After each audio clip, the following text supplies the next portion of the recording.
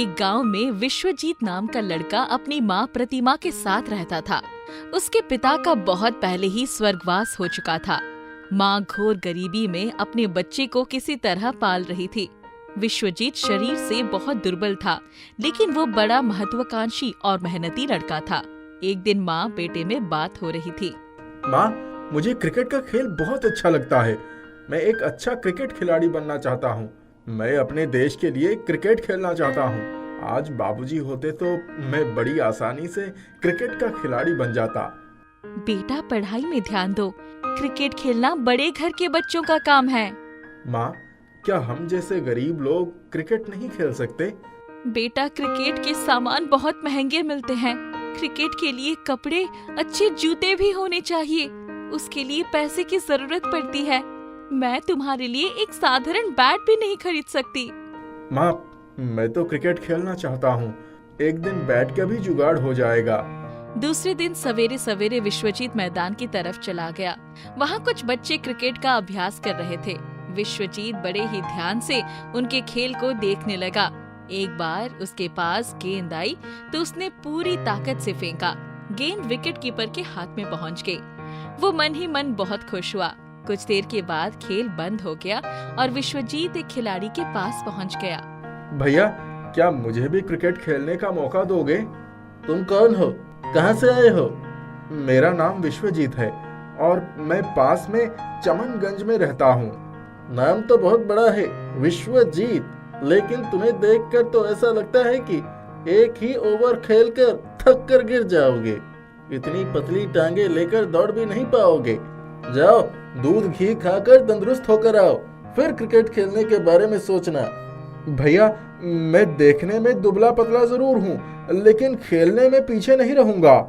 देखो फिसड्डी लाल, अगर जोर की हवा चली तो गिर जाओगे। उसके बाद खड़े भी नहीं हो पाओगे। क्रिकेट क्या खाक खेलोगे?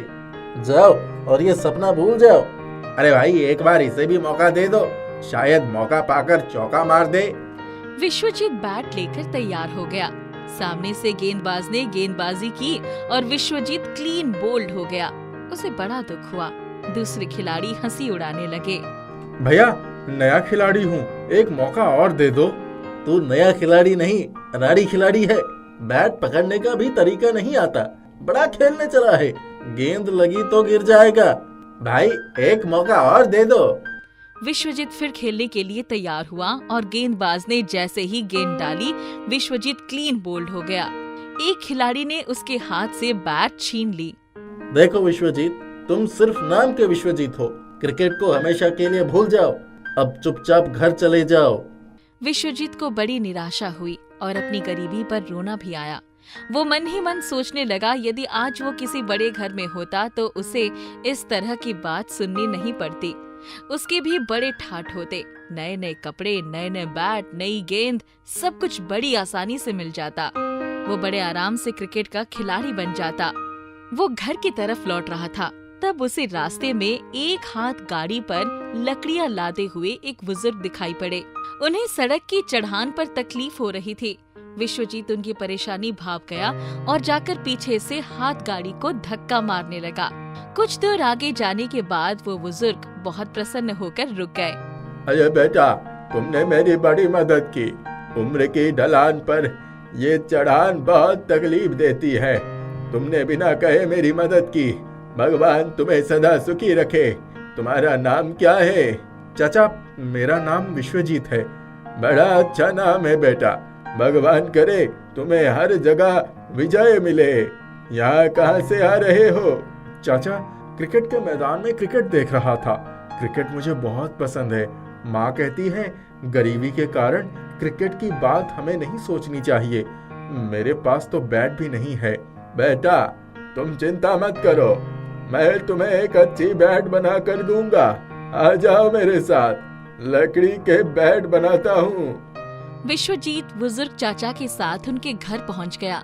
कुछ देर के बाद चाचा ने उसे एक लकड़ी की बैट बनाकर दे दी। बैट हाथ में लेकर विश्वजीत खुशी से झूम गया। चाचा, बहुत बहुत धन्यवाद आपका। इस समय तो मेरे पास पैसे नहीं है, लेकिन समय आने पर इसकी कीमत तो नहीं, लेकिन आपको अच्छा मान धन दूंगा। अरे बेटा, तुम्हारे लिए ये बैट बनाकर मुझे बड़ी खुशी हुई। मुझे इसकी कोई कीमत नहीं चाहिए। मैं भगवान से प्रार्थना करता हूँ कि तुम एक अच्छे खिलाड़ी बनो और देश का नाम रोशन करो। विश्वजीत उस बैट को लेकर प्रतिदिन अभ्यास करने लगा। जब गेंद उसके सामने आती तो वो बैट गेंद पर जोरदार प्रहार कर देती। विश्वजीत स्वयं बड़ा आश्चर्यचकित हो जाता। वो आउट ही नहीं होता था और करारे शॉट लगाता चला जाता था। ऐसा लगता है कि इस बैट में जादू है। बड़े बड़े सचिन जैसे खिलाड़ी भी आउट हो जाते हैं, लेकिन ये बैट मुझे आउट होने ही नहीं देती। गेंद कैसे भी हो, ये बल्ला उसे मार ही देता है। एक दिन विश्वजीत अपना बल्ला लेकर मैदान पर उन्हीं खिलाड़ियों के पास पहुंच जाता है जिन्होंने उसकी बड़ी बेइज्जती की थी। अरे भैया, विश्व को जीतने वाले आ गए। आज तो बल्ला भी साथ लाए हैं। क्यों विश्वजीत, लगता है तैयारी के साथ आए हो। हाँ भाई, तैयारी तो पूरी है। यदि आप लोग आज मौका दो तो चौका मार कर दिखाना चाहता हूँ। देखो भैया, तुम्हें एक ओवर का मौका मिलेगा। अगर तुम आउट हो गए तो इस मैदान के 10 चक्कर लगाओगे, और नहीं आउट हुए और चौका मार दिए तो हम लोग 10 चक्कर लगाएंगे। हमें मंजूर है। विश्वजीत तैयारी के साथ अपना बैट लेकर स्टंप के सामने पहुंच गया। वो गेंदबाज को देख भी नहीं पाए थे कि गेंदबाज ने बड़ी तेज गेंदबाजी कर दी। आखिरी क्षण में बल्ला गेंद तक पहुंच गया और गेंद 4 रन के लिए चली गई। अंपायर ने भी बॉल और चौके का इशारा कर दिया। गेंदबाज को बड़ा दुख हुआ। अरे भैया, अब गेंदबाजी करो, हम तैयार हैं। गेंदबाज ने बड़ी तेजी से दौड़कर गेंदबाजी की और विश्वजीत का बल्ला जोर से घुमा और मैदान के ऊपर से 6 रन के लिए गेंद मैदान के पार हो गई। सभी खिलाड़ी आश्चर्य में पड़ गए, एक दूसरे को देखने लगे। गेंदबाज अगली गेंद लेकर आया और इस बार बल्ले ने गेंद को लॉग ऑन के ऊपर से छक्के के लिए भेज दिया। विश्वजीत भी हक्का बक्का रह गया। बल्ले का जादुई प्रभाव वाकई देखने लायक था। अब तो हर गेंद पर छक्का लग रहा था। आखिरी गेंद डालने के पहले गेंदबाज बहुत परेशान दिखाई दे रहा था। उसकी समझ में ये नहीं आ रहा था कि गेंद कहां पर डाले। विश्वजीत युवराज बन गया था। गेंदबाज की हिम्मत नहीं पड़ रही थी कि वो गेंदबाजी करे। उसे और सभी खिलाड़ियों को मैदान के 10 चक्कर का डर सता रहा था। उसने डरते डरते गेंदबाजी की और उस गेंद का भी वही हश्र हुआ जो पहले वाली गेंदों का हुआ था। 6 रन। गेंदबाज ने गुस्से से गेंद विश्वजीत की तरफ मारी, लेकिन वहाँ भी अचानक बल्ला सामने आ गया और गेंद हवा में बहुत दूर चली गई और फिर किसी को नजर नहीं आई। अब सभी खिलाड़ी मुंह लटकाकर विश्वजीत के सामने आकर खड़े हो गए। भैया, तुम तो कमाल का खेले, हमारी तो हवा ही निकाल दी। वाकई बल्ले का कमाल हो गया। अब बताओ हमें क्या करें। आप लोगों ने मुझे बहुत सुनाया है, मेरी बड़ी बेइज्जती की। हमारे बीच शर्त क्या हुई थी, अभी सबको याद है या नहीं है? हाँ भैया, याद है। अब मेरी बारी है, मैं बदला लूंगा। क्या तुम लोग तैयार हो? भैया जी, हम हारे, तुम जीते। बोलो, क्या बदला लोगे? मेरा बदला ये है कि मैंने तुम लोगों को माफ कर दिया। ये सुनकर सभी खिलाड़ी लज्जित हो गए और उनकी गर्दन शर्म से झुक गई। विश्वजीत ने उन्हें प्यार से अपना लिया। विश्वजीत उनकी टीम का कैप्टन बन गया। इसके बाद विश्वजीत द्वारा क्रिकेट के कई रिकॉर्ड बनने लगे। Century, double century, triple century. जादुई बल्ले के साथ साथ विश्वजीत ने अपने खेल में भी निखार लाया और क्रिकेट में सर्वोच्च मुकाम हासिल किया। उसके लिए सबसे बड़ा गर्व का समय वो था जब उसे भारतीय टीम में चुन लिया गया। उसका सपना पूरा हो गया था।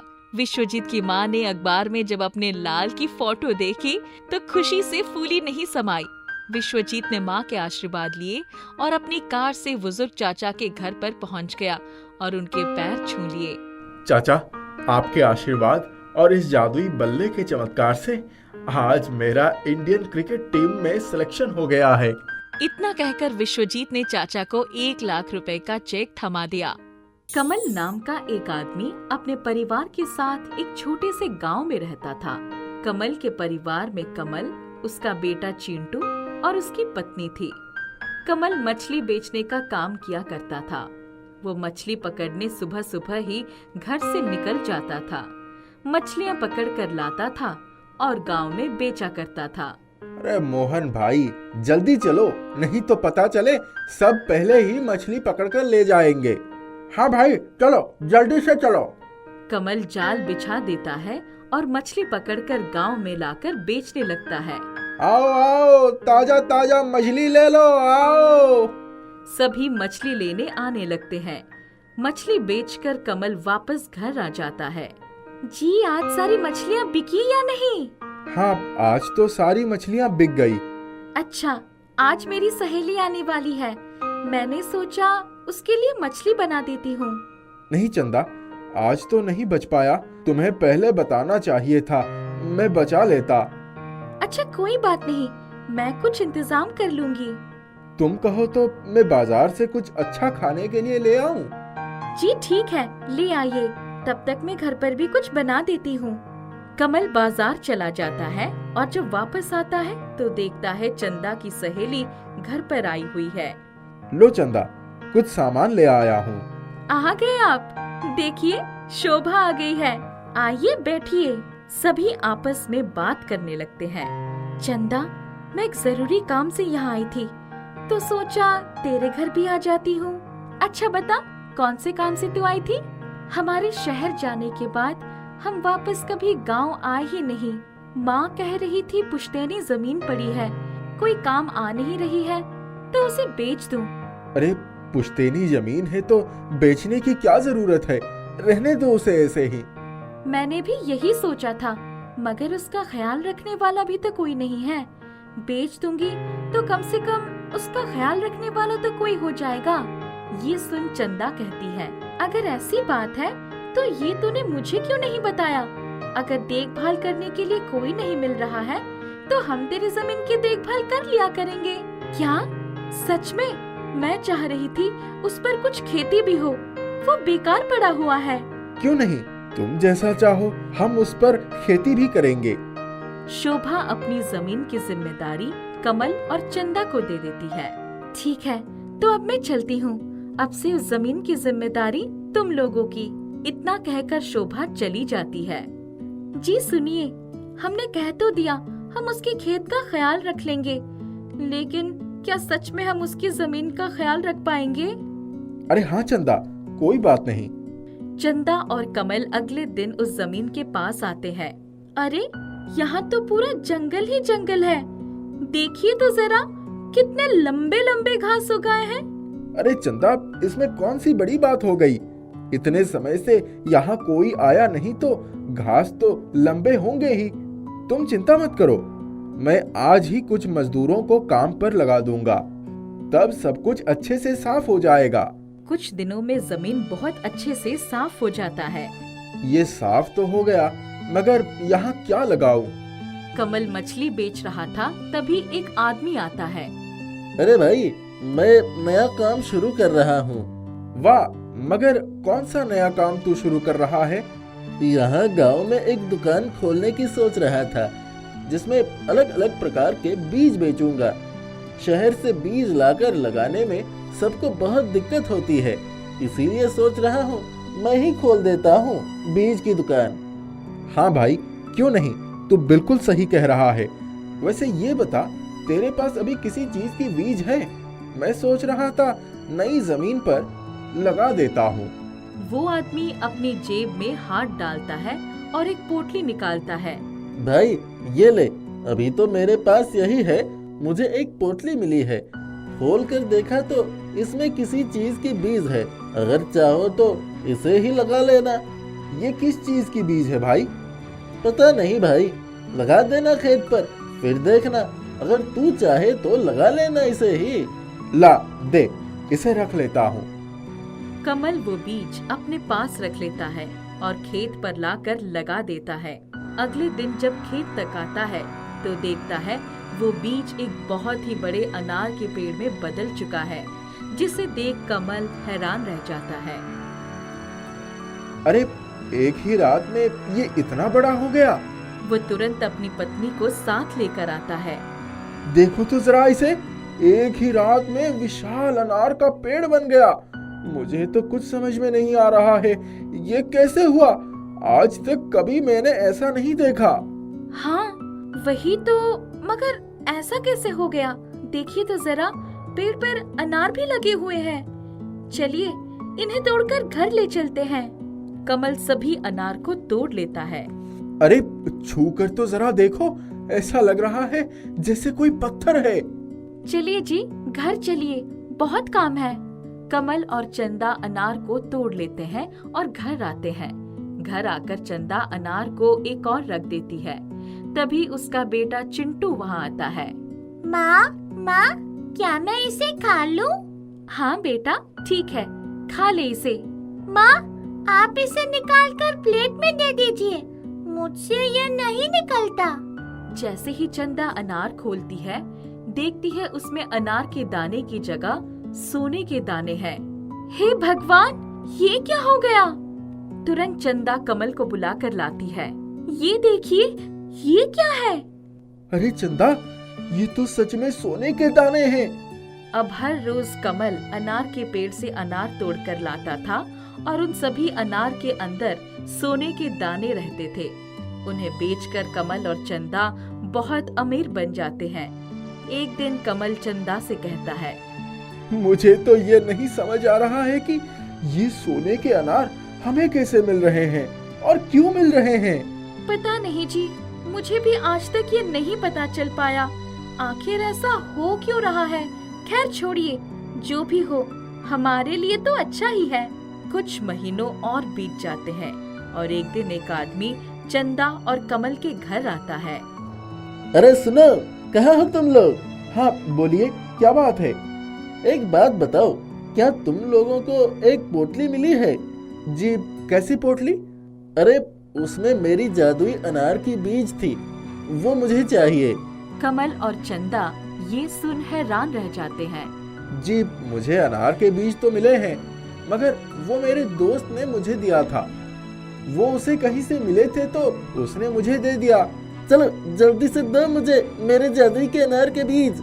जी, वो तो मैं नहीं दे सकता, वो मैंने लगा दिया है और अब वो एक बड़े से अनार के पेड़ में भी बदल गया है, जिससे हमें अपने जादुई अनार मिलते हैं, जिसमें अनार के दाने की जगह सोने के दाने निकलते हैं।